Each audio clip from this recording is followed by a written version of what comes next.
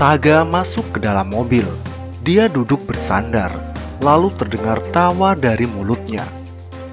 Hanya dia dan Tuhan yang tahu apa yang membuatnya sampai tertawa seperti itu.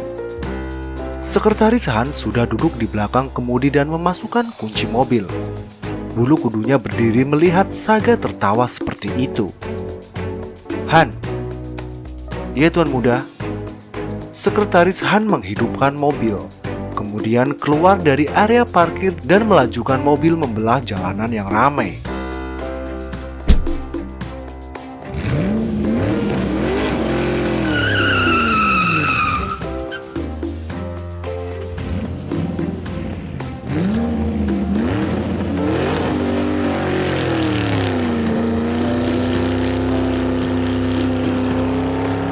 Kau lihat tadi, rambut bergelombangnya. Apa dia benar-benar perempuan? Bagaimana dia bisa tidak berdandan dan bertemu denganku? Saga tertawa dengan cara yang sama. Aku ingin menarik rambutnya tadi. Sekretaris Han hanya terdiam. Dia melirik kaca spion melihat Saga di belakang. Terlihat sangat terhibur dengan apa yang dia katakan. Bukan. Dia terhibur dengan objek yang sedang jadi isi pembicaraannya. Sepertinya aku suka padanya. Dia bisa tersenyum seperti orang bodoh walaupun jelas-jelas tangannya gemetar. Hahaha. Pasti dia akan jadi mainan yang tidak membosankan. Iya Tuan. Jawab Han. Aku harus mengatakan apa coba? Sepertinya Anda menemukan mainan baru yang menarik. Sekretaris Han bergumam dalam hati. Han? Iya Tuan. Buat aturan terperinci tentang apa yang harus dia lakukan setelah jadi istriku. Dari aku bangun tidur sampai aku mau tidur. Buat dengan detail. Semakin gila, semakin baik. Hahaha. Han melirik kaca spion lagi, merasa khawatir. Tuan mudanya kapan terakhir tertawa seperti itu pikirnya. Apa ada yang salah dengannya hari ini? Dia benar-benar sangat jelek. Bagaimana dia bisa punya tinggi badan seperti itu? Apa orang tuanya tidak memberinya makanan bergizi saat pertumbuhannya? Siapa tadi namanya? Saga bahkan tidak ingat wanita yang akan menjadi istrinya. Dania Andini Tuan. Bagaimana dia bisa punya nama yang kampungan begitu? Tidak tahu bagaimana harus bereaksi. Han hanya merasa merinding melihat sikap tuan mudanya. Buatkan semua daftar, apa yang aku sukai dan tidak aku sukai. Aku benar-benar ingin tahu, apa dia masih bisa tersenyum seperti itu setelah melihat daftar kewajibannya. Baik Tuan. Bagaimana bisa ada wanita sejelek itu? Apa aku suruh dia operasi plastik setelah menikah ya? Tidak. Lebih bagus dia jelek seperti itu. Aku penasaran bagaimana reaksinya nanti kalau wanita yang ada di sampingku sekarang hanya gadis jelek dan kampungan. Han melirik spion lagi. Suara Tuan Saga sudah berubah getir. Senyum atau tawa di bibirnya sudah lenyap.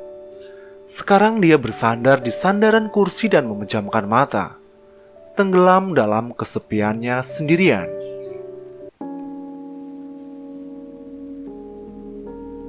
Dania turun dari taksi online yang ia naiki dari restoran tadi. Meraba-raba tengkuknya yang tiba-tiba terasa dingin. Ia membayar biaya taksinya lalu masuk ke rumah, membawa bungkusan kotak makanan yang dia bawa dari restoran. Di ruang tamu ayah dan ibu tirinya sedang berbincang, menunggu kepulangan anaknya yang akan menjadi penyelamat keluarga. Saat Dania masuk, ayahnya langsung berdiri dari duduk dan menarik tangan putrinya untuk duduk di kursi. Bagaimana? Tuan Saga menyukaimu kan? Hanya itu yang ingin kalian tahu kan? Kamu tidak membuat masalah kan? Apa itu yang kamu bawa? Ibu tirinya mengambil tas yang masih ada di tangan Dania. Makanan dari Tuan Saga. Dania menjawab. Makanan? Apa itu berarti dia menyukaimu? Kalian akan menikah kan? Ayah yang sangat antusias. Semuanya berjalan sesuai dengan rencana ayah. Saya lelah. Saya permisi ke kamar. Dania menjawab dengan datar. Baik-baik, sana istirahatlah. Dua orang tua itu tidak peduli ada kristal bening di pelupuk mata putri mereka yang menetes saat dia berjalan menaiki tangga.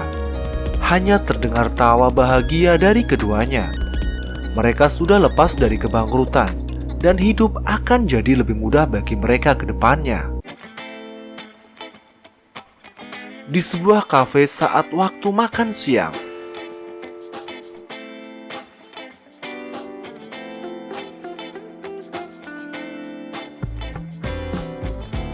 aturan apa saja yang harus Anda perhatikan setelah menjadi istri tuan muda? Saya sudah menuliskan secara terperinci.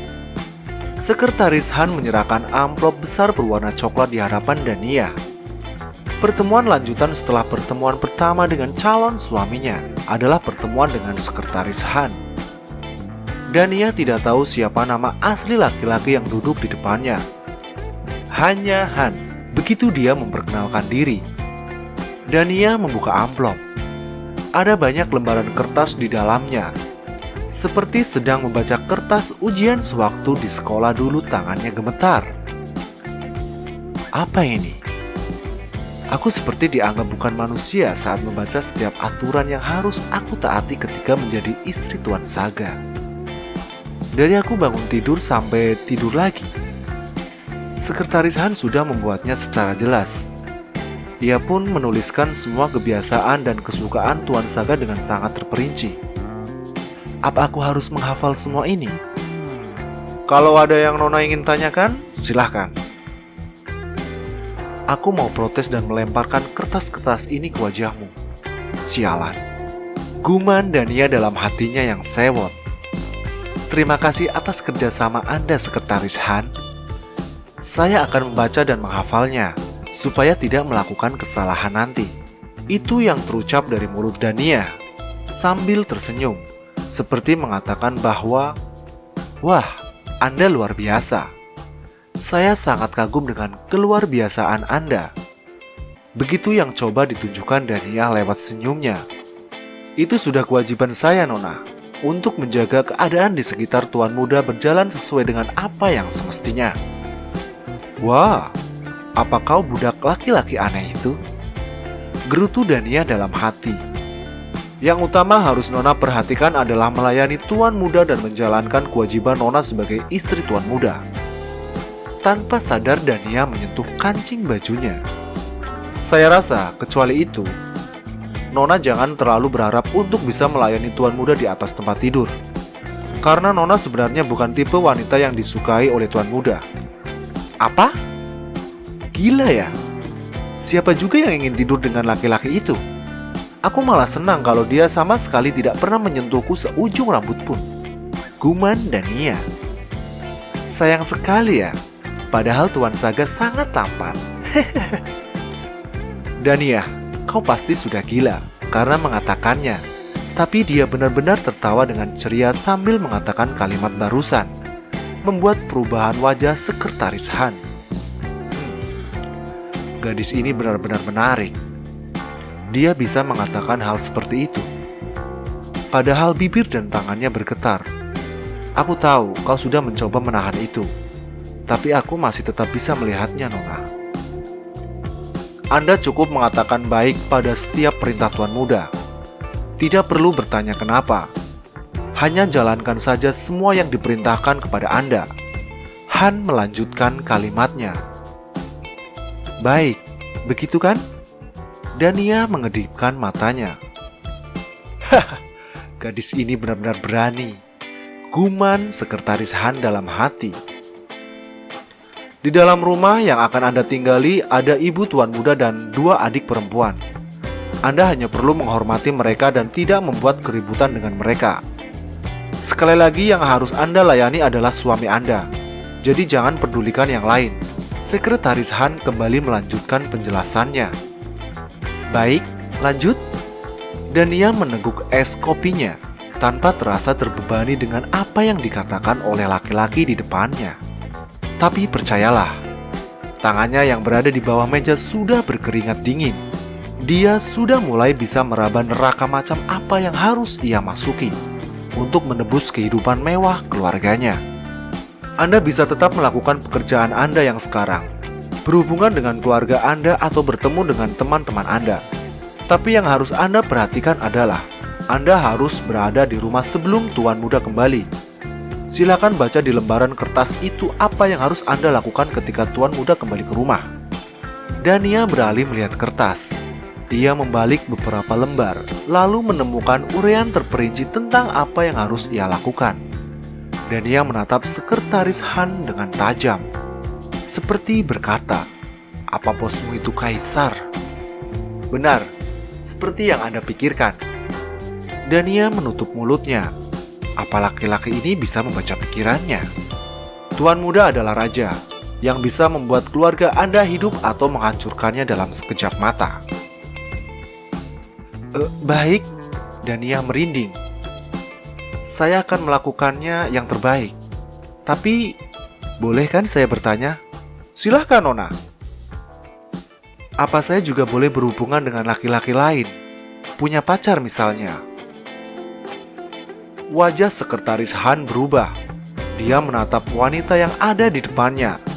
Dia tahu gadis ini hanyalah tumbal keserakahan orang tuanya. Tapi bagaimana dia begitu tidak mengenal takut seperti ini? Apalagi setelah dia menyerahkan amplop berisi aturan yang harus dipenuhi setelah menjadi istri Tuan Saga. Dania kembali menyeruput minumannya sambil menunggu jawaban dari Sekretaris Han. Apa Anda serius dengan apa yang Anda tanyakan? Han memberikan sorot mata tidak suka. Gadis di hadapannya ini sepertinya benar-benar memiliki keberanian berlapis, sekaligus tidak tahu malu yang menggunung. Apa karena keputusasaan membuatnya bersikap seberani ini? Iya, jawab Dania sambil mengernyitkan bibirnya, terlihat sok imut. Asalkan Anda bisa melakukannya tanpa Tuan Muda tahu, saya rasa tidak apa-apa. Tentu saja jangan sampai orang lain juga tahu. Lakukanlah dan sembunyikan rapat, jangan sampai tercium baunya sekalipun. Nada suaranya berubah tegas, sepertinya peringatan. Jangan membuatku susah untuk membereskan masalahmu. Begitu Dania menerjemahkannya. Benarkah? Wah, ini sungguh berita yang menggembirakan. Dania berusaha mempertahankan caranya bicara, agar bibirnya tidak bergetar. Tapi saya peringatkan Anda terlebih dahulu, Nona. Kemarahan Tuan Muda sangat sulit untuk dipuaskan. Jadi, saya harap Anda bijak dan berhati-hati mengambil sikap. Baik.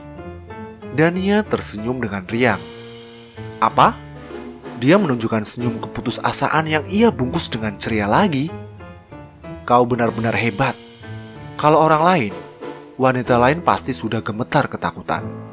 Bahkan tidak akan punya keberanian untuk hanya berakting sok tegar. Sekretaris Han mengeluarkan sebuah kartu. Ini kartu kredit tanpa batas. Anda bisa menggunakannya untuk membeli apapun. Tapi saya sarankan bijaksanalah dalam menggunakannya. Karena bisa saja nanti Tuan Muda akan meminta pertanggungjawaban Anda dan menanyakan uang yang sudah Anda pakai untuk apa. Baiklah, terima kasih. Saya akan memakainya dengan penuh syukur dan rasa terima kasih. Dania mengambil kartu itu dan meletakkannya di hadapannya. Apakah saya bisa membeli rumah dengan kartu ini? Saya sarankan Anda tidak melakukannya, Nona. Suara Sekretaris Han terdengar kembali tegas. Lagi-lagi memberi peringatan. Jangan buat masalah. Aku hanya bercanda, Sekretaris Han. Han tersenyum kecut, tidak senang. Dia sebenarnya tidak terlalu suka dengan calon istri tuannya ini. Dari awal sejak Saga membuat keputusan. Karena dia tahu alasan apa yang mendasari keputusannya memilih Dania. Wanita yang sama sekali bukan tipenya ini untuk menjadi istri. Hanya sebagai pelarian. Hanya sebagai sarana balas dendam. Karena ia tahu, ialah yang paling direpotkan kalau kedepannya ada masalah yang timbul. Apa Anda sudah punya kekasih, Sekretaris Han? Dania kembali menyeruput minumannya. Maaf, Nona. Saya tidak bisa menjawab pertanyaan yang sifatnya pribadi kepada saya. Kalau begitu, apakah Anda mau menjadi kekasih saya? Wajah Sekretaris Han sudah merah padam. Ia mengepalkan tangan karena marah. Wanita di hadapannya ini sudah sangat lancang. Haha, saya hanya bercanda, Sekretaris Han. Jangan dibawa serius. Tawa kecil masih ada di mulut Dania saat dia menghabiskan kopinya. Sekretaris Han mengatur nafasnya perlahan. Bagaimana ia bisa hampir saja termakan emosi oleh kata-kata wanita di depannya, membuatnya kesal sendiri. Padahal, biasanya ia adalah orang yang sangat tidak mudah terpancing. Bisa dikatakan, ia manusia tanpa ekspresi.